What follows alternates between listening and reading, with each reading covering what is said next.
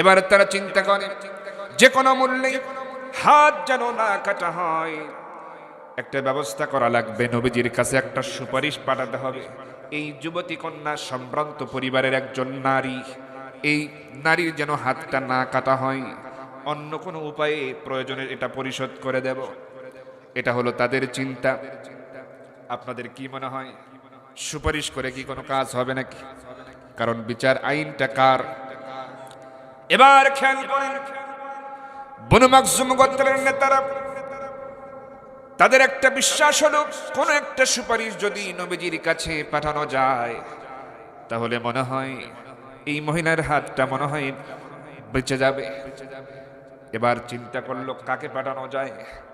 সব নেতারা মিলে হযরত আবু বকর রাদিয়াল্লাহু তাআলা আনহুর কাছে চলে যায়, গিয়ে বলে, আবু বকর, তুমি হচ্ছ নবীজির কাছের মানুষ, নবীজির কাছের মানুষ, খেলার সাথী, ছোটবেলার বন্ধু, তোমার দ্বারাই সম্ভব আমাদের গোত্রের ফাতিমা নামে যে যুবতী কন্যা চুরি করে ধরা পড়েছে, আইন তো সবারই জানা, আমরাও জানি তার হাত কাটা পড়বে। আবু বকরের যদি একটা সুপারিশ নিয়ে যেতে নবীজির কাছে তাহলে বড় ভালো হতো। এই মহিলার যেন হাতটা না কাটা হয়, প্রয়োজনের অনেক মূল্য আমরা দিয়ে দেব। হযরত আবু বকর রাদিয়াল্লাহু তাআলা আনহু এই কথা শোনার পরে সকলকে লক্ষ্য করে বলতেছেন, বনু মাখজুম গোত্রের নেতারা শোনো, আমি আবু বকর নবীজির খেলার সাথী হতে পারি, নবীজির বন্ধু হতে পারি, কিন্তু আল্লাহর বিধানের এমন পরিপন্থী কোনো আদেশ নিয়ে আমার পক্ষে যাওয়া সম্ভব নয়। তারা ব্যর্থ হয়ে গেলেন।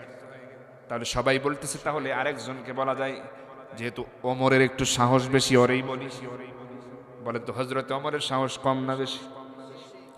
হযরত ওমর ফারুক রাদিয়াল্লাহু তাআলা আনহুর কথা সবাই যখন বলতেছে, হযরত ওমর ফারুক রাদিয়াল্লাহু তাআলা আনহুকে প্রস্তাব দেওয়া হলো, ভাই ওমর, নবীজির কাছে একটু প্রস্তাবটাকে নিয়ে যাওয়া যায় নাকি? সুপারিশনামা, বনু মাখজুম গোত্রের এই নারীর যেন হাত না কাটা হয়, একটু ভেবে দেখবেন অন্য কোনো উপায় বের হয় কিনা, নবীজিকে একটু বলবেন।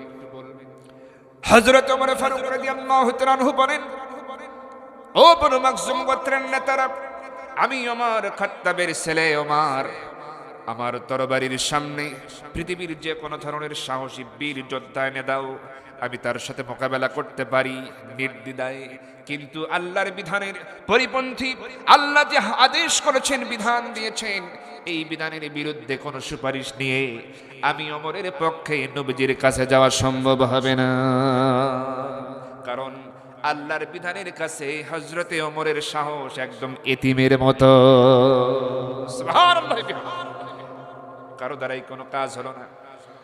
এবার বনু মাখজুম গোত্রের মহিলারা পেরেশান হয়রান হয়েছে, কারণ কাজটা তো করেছে একজন নারী। কথা বলেন ঠিক কিনা? নারীদের মধ্যে আহারে কি উপায় হবে? এবার সম্ভ্রান্ত পরিবারের কিছু মহিলা এই গোত্রের, তারা চিন্তা করল, যেহেতু কোনো ফলাফল পাওয়া যাচ্ছে না, আমরা একবার চেষ্টা করি, আমরা মহিলারা মিলে একটু চেষ্টা করে দেখি কোনো উপায় বের হয় কিনা। সবাই চলে গেল আম্মা জান আয়েশা সিদ্দিকা রাদিয়াল্লাহু তাআলা আনহার কাছে, গিয়ে বলতেছে, আম্মা জান আয়েশা, আমরা বনু মাখজুম গোত্রের মহিলারা এসেছি, সবাই সম্ভ্রান্ত পরিবারের, আম্মা জান আপনার একটু উপকার করাই লাগবে, মেহেরবানি করে আমাদের প্রস্তাবটা একটু শুনুন। আম্মা জান আয়েশা মনে মনে ভাবলেন, মনে হয় ওই ব্যাপারটাই হবে। তিনি বলছেন, কোন প্রস্তাব একটু বলো। সবাই যখন বলা শুরু করে দিল, আম্মা জান, আমাদের গোত্রের ওই যুবতী কন্যা ফাতিমা চুরি করে ধরা পড়েছে, হাতটা তো তার কাটা যাবে, আমরাও জানি, কারণ এটা আল্লাহর আইন, সবার জানা। মেহেরবানি করি, যেহেতু আপনি নবীজির স্ত্রী, যদি মেহেরবানি করে তাকে একটু বোঝান, একটু বলেন, অন্য কোনো উপায় যদি বের হয়, যদি একটু সুপারিশ করেন, তাহলে এই ফাতিমার হাতটা আর কাটা যাবে না, বাঁচানো সম্ভব হবে, বনু মাখজুম গোত্রের ইজ্জত সম্মান রক্ষা পাবে, মেহেরবানি করে একটু চেষ্টা করুন। এমন কথা শুনে আম্মা জান আয়েশা সিদ্দিকা রাদিয়াল্লাহু তাআলা আনহা থমকে গেলেন, নীরব হয়ে গেলেন, মনে মনে ভাবতেছেন কি জবাব দেব এই নারীদের। এই নারীরা তো সাধারণ কোনো নারী নয়, বিখ্যাত গোত্র, বিখ্যাত ফ্যামিলি থেকে এসেছে এরা। কি কথা বলে আমি তাদের বিদায় দেব। আম্মা জান আয়েশা সিদ্দিকা রাদিয়াল্লাহু তাআলা আনহা কিছুক্ষণ নীরবতা পালন করার পরে এবার বলতেছেন, বনু মাখজুম গোত্রের সম্ভ্রান্ত মহিলারা, তোমরা শোনো, আমার পক্ষে এই প্রস্তাব, এই সুপারিশ কখনোই দেওয়া সম্ভব হবে না, কারণ আমি নবীজির স্ত্রী হতে পারি, কিন্তু আল্লাহর বিধানের কাছে আমিও তো অনুগত, আমি এটা পারবো না। তবে আমি তোমাদের একটা পরামর্শ দিতে পারি, একজনই পারবে নবীজির কাছে এই সুপারিশ নিয়ে যেতে। সুবহানাল্লাহ বলে, একজনই পারবে। আম্মা জান আয়েশা বলতেছেন, আমি পরামর্শ দিতে পারি, এই সুপারিশ নবীজির কাছে যে নিয়ে যেতে পারবে তার নামটা আমি বলে দিতে পারি, তোমরা তার সাথে কথা বলে দেখতে পারো। আমার মনে হয় ওই ছাড়া অন্য কেউ পারবে না, ওই পারবে নবীজিকে এই সুপারিশটা নিয়ে যেতে। আপনারা কি শুনবেন তার নাম কি? ঘটনা কি শুনতে রাজি আছেন? অবশ্যই আমরা বলবো। আমার ভাইরা, সেই ব্যক্তি কিন্তু একেবারে যুবক মানুষ। সুবহানাল্লাহ বলেন। এখানে যুবক কয়জন আছে দেখি একটু হাত তোলেন তো। আরে চাচারাও হাত তুলে, আরে তোলেন তো সবাই, দেখি সবাই যুবক আছে।